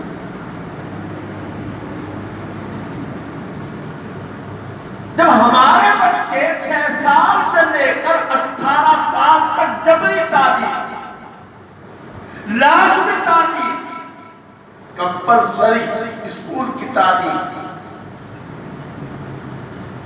تو 18 سال کے بعد وہاں سے نکل کر کیا اب وہ الف با تا پڑھنے آ رہی ہے؟ ان کا ذہن تو پک چکا ہوگا, جو ذہن میں بیٹھنا ہے, بٹھانا بیٹھ چکا ہوگا, اس کو کھرچنا اب بڑا مشکل ہوگا. مقصد یہ ہے جو بننے کی عمر ہے, سادہ تختی جیسے دل پر کچھ لکھنے کا موقع ہے, وہ موقع نکل چکا ہوگا. اب اس قوم پر قابو پا لیا جائے گا. کیا بھی ہم بھی یہی چاہتے ہیں؟ کیا ہم آپ مل کر بھی کیا یہی اچھا ہے کہ ہمارے آپ کے ہماری نسلوں کے لیے کہہ رہے اس بات سے لگتا تو ایسے ہی ہے. کچھ بات بتائیے, میں آپ سے بڑی اپنائیت کر کے پوچھ رہا ہوں. میرے خیال میں لاک ڈاؤن کو 9 مہینے گزر چکے.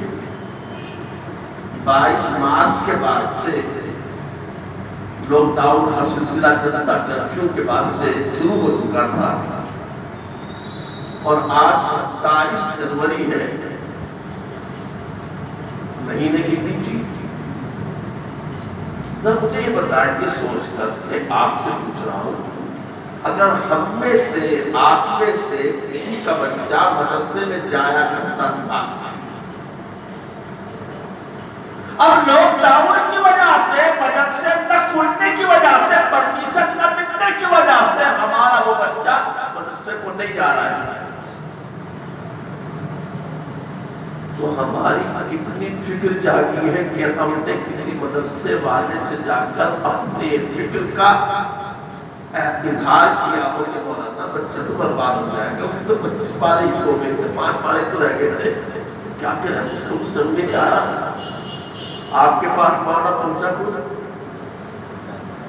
2-4 چلیے عزت باقی اگر 2-4 آپ کے پاس آئے، میں نے تو اپنے یہاں یوپی میں 20 ذمہ داروں سے پوچھا، آج تک مجھے کوئی ایسا نہیں ملا، میں بھی مدرسہ چلاتا ہوں، ایک بھی باپ کسی بچے کا سرپرست نہیں کہنے پوچھنے کے لیے کہ مولانا اب کیا ہوگا میرے بچے کی دین کی تعلیم میں۔ اس قدر بے حسی، اس قدر بے فکری، مان لو تھوڑی دیر کے لیے انشاءاللہ اگر ایسا نہیں ہوگا اللہ تعالیٰ ایسا نہ فرمائے، لیکن اگر کیا لوک ڈاؤن چلتا رہا مدرسوں کے کھلنے کی پرمیشن نہ ملی تو کیا اس سے سودا کر لیں گے کہ اپنے بچوں کو اب دین نہیں سکھائیں گے؟ تو کریں گے کوئی راستہ تو نکالیں گے یا کچھ بھی نہیں سو دیں گے، چلو پیچھا پیچھا۔ اول تو صورتحال یہ ہے مدرسوں میں ہے ہی مشکل سے 4% بچے قوم کے، 96% بچے مدرسوں کو نہیں آتے، 100 میں سے 4 مالداروں میں تو اللہ ماشاءاللہ حافظ یا عالم بنتے ہوں،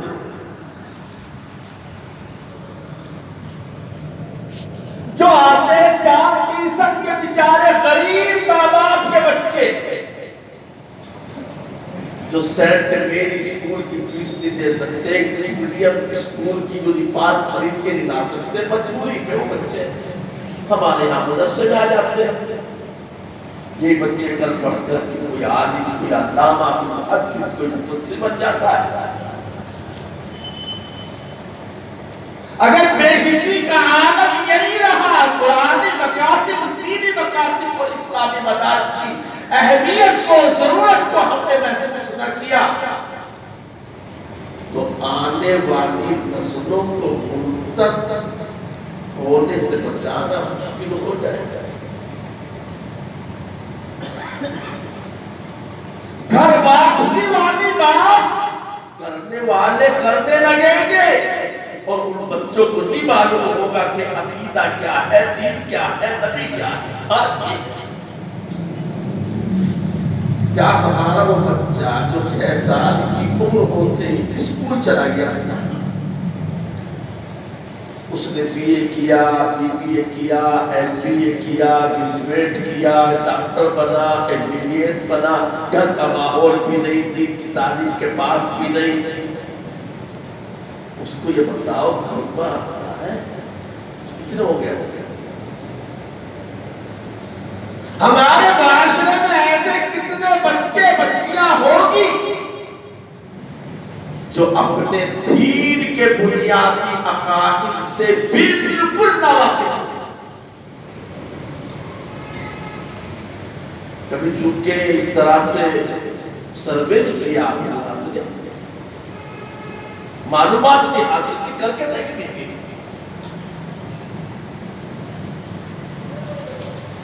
مدرسوں سے الگ ہٹ کر خالص عصری اسکولی دنیاوی تعلیم،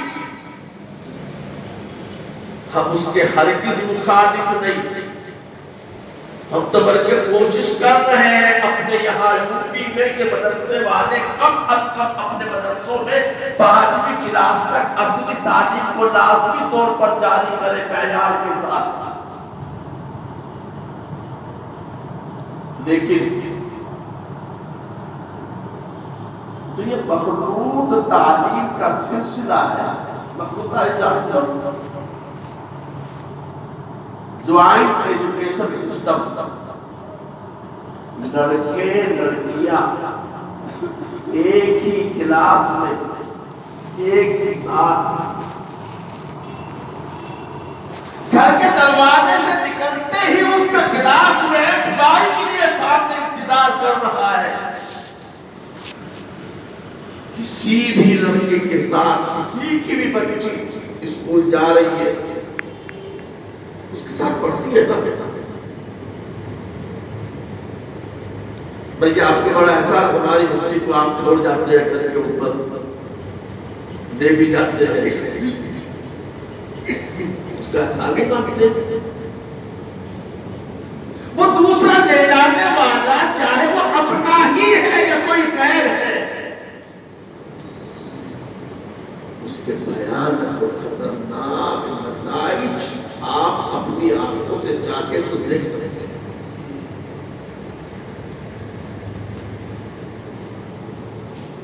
نظام آباد میں دیکھ لیجیے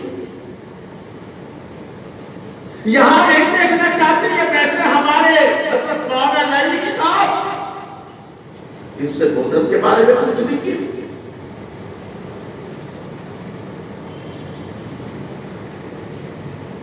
مخلوط تعلیم کے نتیجے میں اور ہماری بے فکری کی وجہ سے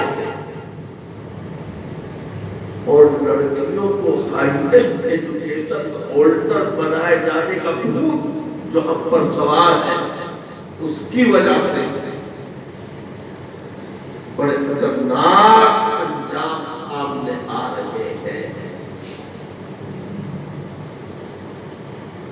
حیدرآباد میں کوئی آفس ہے پوری ڈیٹیل وہاں موجود ہے آپ جا کے دیکھ لیں اتنی ہماری بچیاں غیروں کے ساتھ جا چکی ہے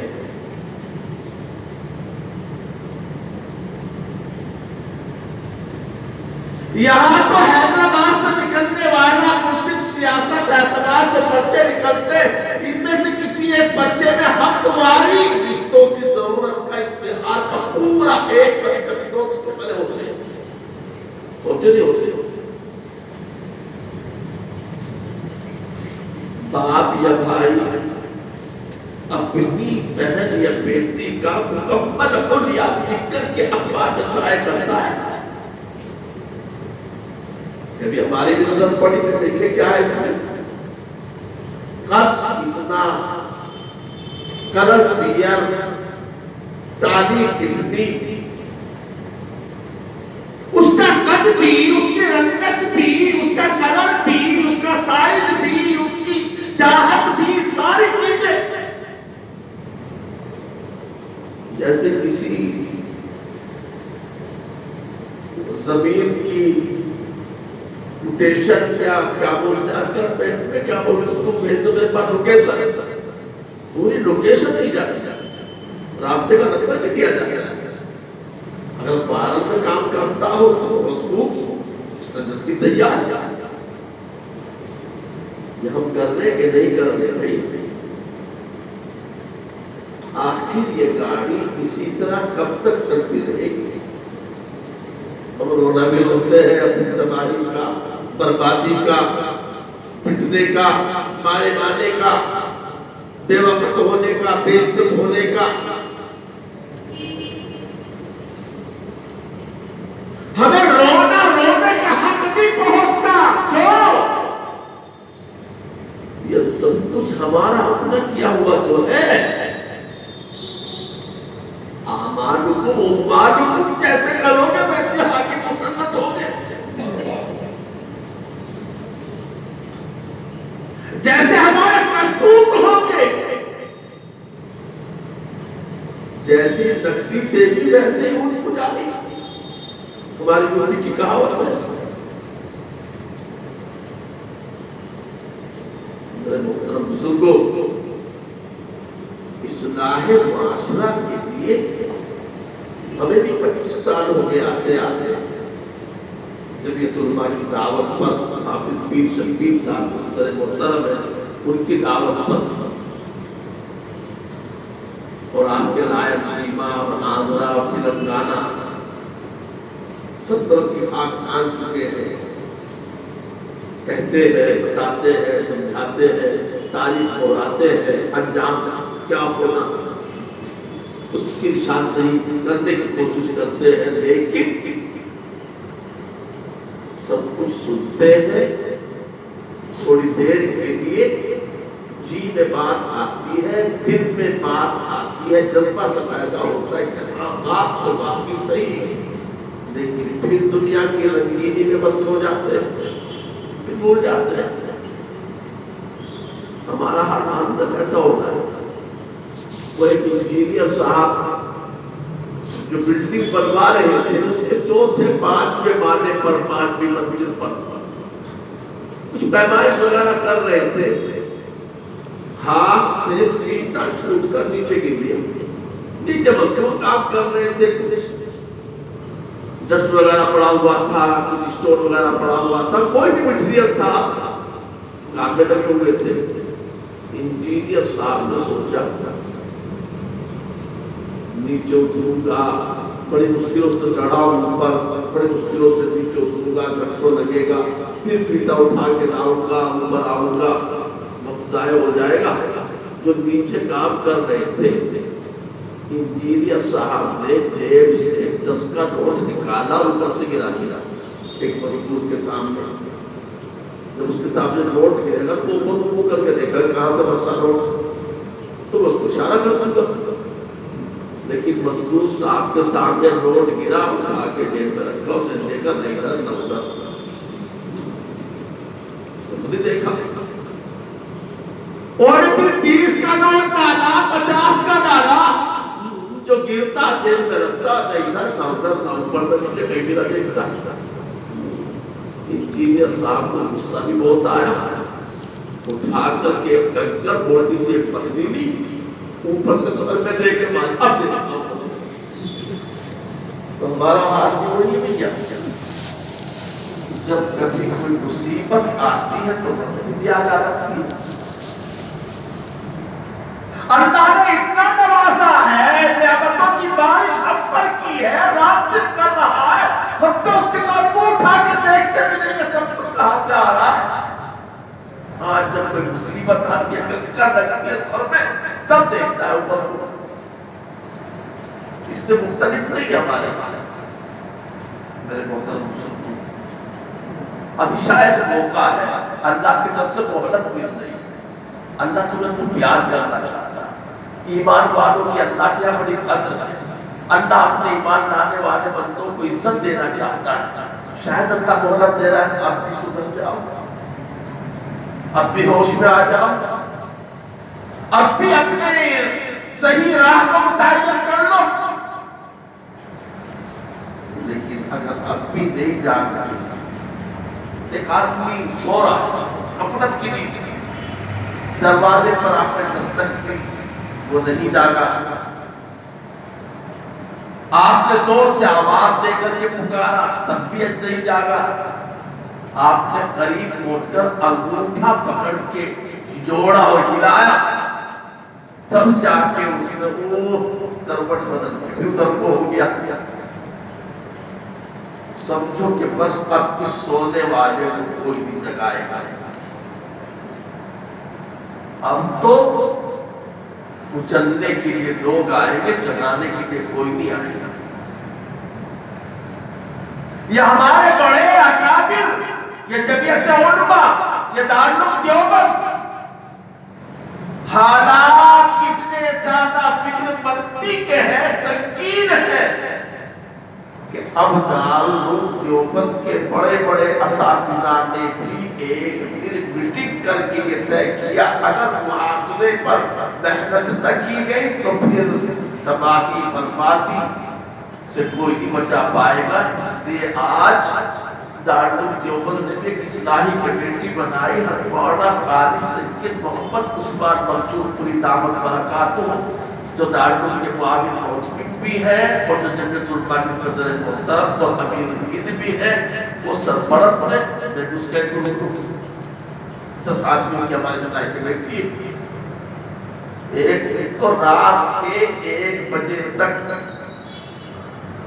کیسے کام کرے، اس وراہ ہماری پوری کمیٹی کا، اور اس وقت آپ کے لیے عرض کر رہا ہوں 19 کتاب کے 1 مہینے کے اندر 19 کتاب کا، کوئی 4 پیج کا ہے، کوئی 8 کا ہے، کوئی 16 صفحے کا ہے، 16 صفحے کے 2-3 ہے، باقی 8 اور 4 صفحے کی کتاب مختلف سماجی برائیوں کے تعلق سے، سود کے اوپر، ناجائز چیزوں کے اوپر، شراب نوشی پر، جوئے سٹے پر، حقوق والدین سے متعلق، امانت میں خیانت سے متعلق 19 کتاب سے باقاعدہ چھپوا کر دارالعلوم دیوبند لوگوں کے درمیان ہندی میں، بنگلہ میں، اردو میں 3 زبانوں میں فری مفت تقسیم کر رہا ہے تاکہ پڑھیں اور تقریر بھی سنیں۔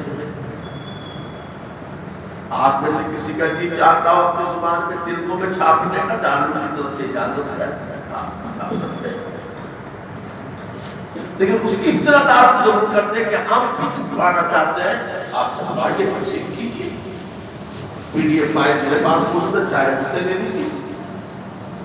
19 کی 19 کتاب جو کی یہاں میں نے مولانا الدین صاحب کے پاس بھی بھیج دی کہ کوئی اگر چھپوائے، نلگنڈے میں بھی ایک بھائی مدیر صاحب ان کے پاس بھی میں نے بھیجی ہے، وہ چھپوانا چاہتے ہیں۔ یہ جو فکر ہو رہی ہے اس تو بات اس تو وجہ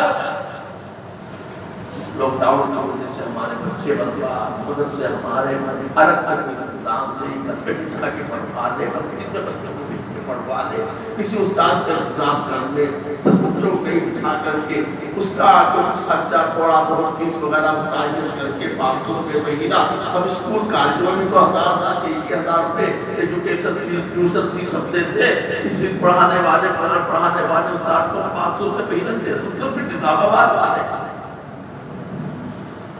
جن کی حیثیت مالی اعتبار سے ہمارے اکابر کے بڑھونا تھانوی رحمت اللہ علیہ، آپ نے سنا کہ نظام آباد میں ماشاءاللہ مسلمان کھاتے پیتے لوگ ہیں، اچھی حیثیت کے لوگ ہیں، تو مکاتب قرآنی قائم کیجیے، تعلیم کو فروغ دیجیے، آپس کے اتحاد کو مضبوط بنائیے، اور اللہ کا توفیق دے غیروں میں دین کی دعوت اور دین کا پیغام پہنچانے کی کوشش کیجیے، انشاءاللہ اس کا فائدہ جلدی ہی محسوس کریں گے۔ میں نے قرآن مجید کی آیت پڑھی تھی تاکہ میں آپ کو بتا سکوں کہ اصلاح معاشرہ کی میں بنیاد کیا چیز ہے۔ فرمایا کہ جو پیغمبر ہم نے معاشرے کے سدھار کے لیے بھیجا ہے، اس کا پہلا کام تو یتلو علیہم آیات، وہ اللہ کی آیتوں کی تلاوت کرتا ہے۔ دوسرا کام اس کا ہے کہ ظاہری، باطنی، اندرونی، باہری جتنی گندگی، غلاظت، خباثت ہے ان سب کو دھلتا، صاف کرتا، ان کا تزکیہ کرتا ہے۔ اور تیسرا اس کا مقصد ہے معاشرے کی اصلاح کے لیے کتاب کی تعلیم دیتا ہے، جو کتاب قرآن الکتاب کی تعلیم، یعنی جو قرآن مجید سکھاتا ہے، یہ زندگی کے مقاصد میں سے ایک مقصد ہے۔ معلوم ہے کہ قرآن کی تعلیم کے بغیر معاشرے کی اصلاح نہیں کی جا سکتی ہے۔ اور چوتھی بات یہ ہے وہ گہرائی کی، دانائی کی، قیمتی حکمت کی باتیں بتاتا ہے۔ انہی 4 چیزوں کی وجہ سے، 4 باتوں کی وجہ سے تلاوت کتاب، تعلیم کتاب، تزکیہ نفس اور حکمت و دانائی کی بات، اگرچہ لوگ پہلے گمراہی میں تھے مگر پھر اللہ پاک نے ان کو ہدایت یافتہ بنا دیا۔ نہ صرف ایک ہدایت یافتہ بلکہ دوسروں کے لیے بھی عادی بن گئے۔ دلفشاری میں تیری قطروں کو دریا کر دیا، دل کو روشن کر دیا، آنکھوں کو بینا کر دیا، خود نہ تھے جو راہ پر اوروں کے عادی بن گئے، کیا نظر تھی جس نے مردوں کو مسیحا کر دیا۔ یہ صحابہ کرام اگرچہ پہلے ضلالت میں کھلی گمراہی میں یہ لوگ تھے، لیکن جب اللہ کے رسول صلی اللہ علیہ وسلم نے ان 4 چیزوں کو لے کر ان کا سدھار فرمایا، ان کی تربیت فرمائی، ان پر محنت فرمائی، تو پھر یہ خود بھی ہدایت یافتہ بن گئے۔ اور معاشرہ کیسے صالح، کیسے پاکیزہ بنا؟ صحابہ کرام کا معاشرہ نہایت پاکیزہ، صاف ستھرا، صالح، نیک لوگوں کا معاشرہ بن گیا۔ محنت کرتے رہنے کی وجہ سے کتنے سال محنت کی میرے آقا نے 23 برس ہم نے سال کے دن میں طلبہ کے کہنے پر درسہ کر لیا اللہ کے رسول نے مسلسل لگاتار معاشرے کو سدھارنے کے لیے کتنی محنت کی بھائی 23 برس اور ہم ایک جلسے سے چاہ رہے ہیں نہیں میں تو ہر جگہ یہ بات کہنا ضروری سمجھتا ہوں کہہ رہا ہوں اپنے علاقے میں کر رہا ہوں دارالعلوم کی طرف سے کہ اپنے محلوں میں اصلاحی کمیٹی بنا کر برائیوں پر قابو پاؤ خرافات سے معاشرے کو بچاؤ شادی میں جتنی لغویات ہے فضول خرچیاں ہے ان تمام کی تمام لغویات سے شادیوں کو پاک کرو اور اس پیسے کو بچا کر اپنے بچوں کی تعلیم پر خرچ کرو دین کی تعلیم لازمی طور پر دنیا کی تعلیم جیسی ضرورت آپ محسوس کریں تو ضرورت کے مطابق اپنے بچوں کو ضرور دلائیں اللہ تعالیٰ ہم سب کو یہ فکر اور یہ احساس عطا فرمائے اور ہمیں اپنے معاشرے کو سدھارنے کی اللہ تعالیٰ ہمت اور توفیق عطا فرمائے آمین وآخر دعوانا الحمدللہ رب العالمین